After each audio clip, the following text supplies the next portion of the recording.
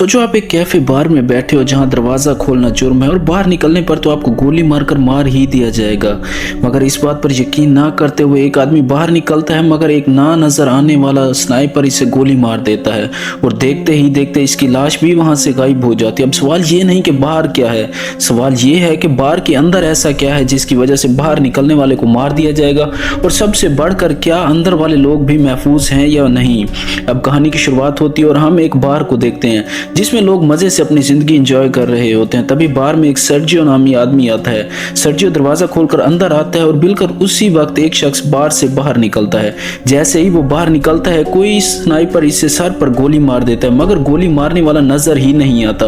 अब लोगों में भगदड़ मच जाती है और देखते ही देखते सड़कें सुनसान हो जाती हैं। ये लोग पुलिस से मदद मांगने के लिए फोन निकालते हैं, मगर सिग्नल्स नहीं आ रहे होते, जैसे यहाँ पर किसी ने जैमर्स लगा दिए हैं। तभी बार का क्लीनर मरे हुए आदमी के मदद करने के लिए बाहर निकलता है। जैसे ही ये लाश के पास पहुंचता है तो कोई इसे भी गोली मारकर मार देता है। अब बार में मौजूद लोग अपनी आंखों से ये मंजर देख रहे थे और इनकी सांसें गले में ही अटक गई थी। वो इधर उधर भागने लगे। अब वो स्नाइपर के डर से जमीन पर लेट गए और इन्हें एहसास हो गया कि बार से बाहर निकलना मतलब अपनी जिंदगी को खत्म करने के बराबर है। मगर सवाल फिर भी वही था कि आखिर बार में ऐसा क्या है। अब वो टीवी चलाते हैं, मगर टीवी पर इस बारे में कोई खबर नहीं चल रही होती, यानी दो लोग मर गए, सड़कें सुनसान हो गई और मीडिया बिल्कुल खामोश था।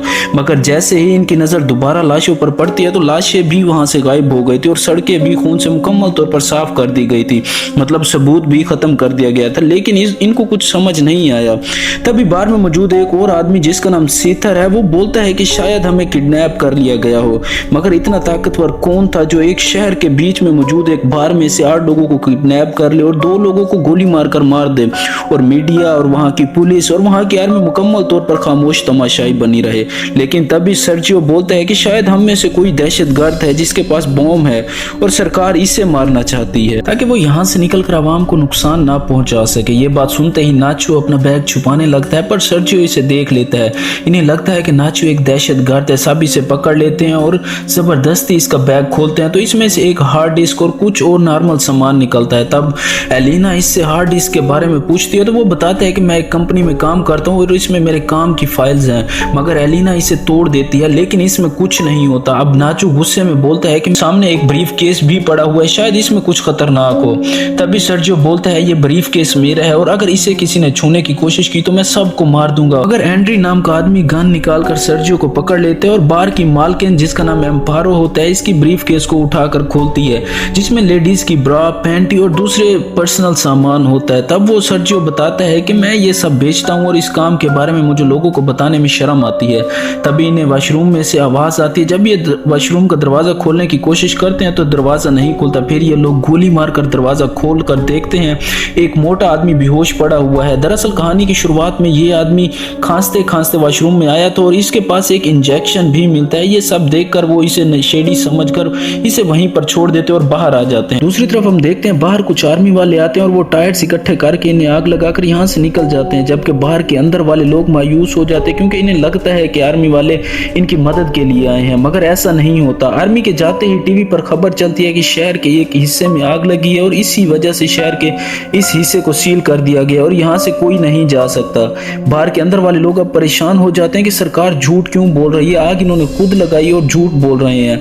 तभी वो नशे चलता हुआ बाहर आता है और वो फूल चुका था और उसकी आंखें भी सफेद हो गई थी और फिर अगले ही लम्हे वो गिर कर मर जाता है। अब ये उसका फोन चेक करते हैं, इन्हें पता चलता है कि ये आदमी वायरस से इन्फेक्टेड था, इसलिए सरकार हमें यहाँ से बाहर नहीं निकाल रही, कहीं बाहर के लोग इनकी वजह से इन्फेक्टेड ना हो जाए। बाहर की मालकिन बोलती है ये मोबाइल इन्फेक्टेड शख्स का है, सो जिसने भी इस मोबाइल को छुआ है वो भी इन्फेक्टेड हो गया। अब ये 3 लोग एक साइड पर हो जाते हैं और वो 5 लोग जिन्होंने लाश या इसके किसी भी चीज को छुआ था वो अलग हो जाते हैं। अब एंड्री गन निकाल कर इन्हें बोलता है कि तुम 5 लोग इन्फेक्टेड डेड बॉडी को लेकर नीचे बंकर में चले जाओ ताकि तुम्हारी वजह से हम इन्फेक्टेड ना हो। और मजबूरी में डर कर वो 5 लोग डेड बॉडी को लेकर बंकर में घुस जाते हैं और बंकर का ढक्कन ऊपर से बंद कर दिया जाता है। अब बंकर में इन्हें पानी बाहर निकलने का रास्ता मिलता है और इन्हें लगता है कि वो यहाँ से बाहर निकल सकते हैं, मगर रास्ता छोटा था और वो सोचते हैं कि इनमें से आखिर बाहर कौन जाएगा। वहां पर मौजूद एक शख्स जिसका नाम इजराइल था वो बाहर जाने का फैसला करता है क्योंकि सुराग छोटा था। वो अपने ऊपर तेल लगाकर नीचे उतरता है मगर वो फंस जाता है। वो सब मिलकर इसे निकाल रहे थे, तभी ऊपर से गोलियां चलने की आवाज आती है। वो सब डर कर ऊपर देखते हैं, इन्हें ऐसा लगता है कि जैसे से किसी ने ऊपर वाले तीनों लोगों को गोली मारकर कत्ल कर दिया और बार को आग लगा दी है। तभी वहां से एक औरत बंकर का दरवाजा खोलने लगती है, मगर ढक्कन गर्म होने की वजह से इसका हाथ जल जाता है। फिर सब लोग इसके हाथ पर तेल लगाकर पट्टी कर देते और खामोशी से बैठकर ऊपर के ढक्कन का ठंडा होने का इंतजार करते हैं।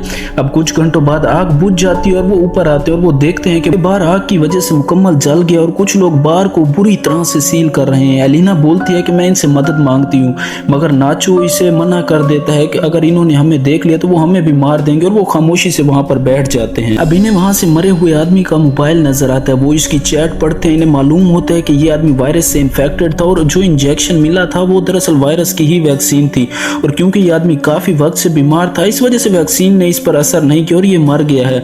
पूरी चैट पढ़ने पर इन्हें मालूम होता है कि इसके पास 4 और वैक्सीन के इंजेक्शन भी मौजूद थे। अब वो इन इंजेक्शन को ढूंढने लगते हैं मगर इन्हें नहीं मिलता। तब वो वॉशरूम चेक करने जाते हैं जहां पर इजराइल पहले से वैक्सीन उठाकर बैठा था। अब वो लोग इजराइल से वैक्सीन मांगते हैं तो इजराइल बोलता है कि हम लोग 5 हैं और ये वैक्सीन 4 हैं, अगर मैंने तुम्हें वैक्सीन दी तो मेरे हिस्से की नहीं बचेगी। और इजराइल इंजेक्शन निकालकर खुद को लगाने लगा, मगर नाचो इसे गन से डराता है, लेकिन इसके बावजूद इजराइल वो इंजेक्शन अपने आप को लगा देता है और इसी वजह से इजराइल और नाचो लड़ने लगते हैं और इजराइल के हाथ से वैक्सीन नीचे बंकर में गिर जाती है। अब ट्रिनी बंकर में जाकर वैक्सीन तो उठा लेती है, मगर क्योंकि उसके हाथ में पट्टी बंधी हुई थी तो इस वजह से वो वैक्सीन इस्तेमाल नहीं कर सकती और वैक्सीन इसके हाथ से गिरकर भी नीचे गटर में गिर जाती है। ये लोग अब मायूस होकर बैठ जाते हैं।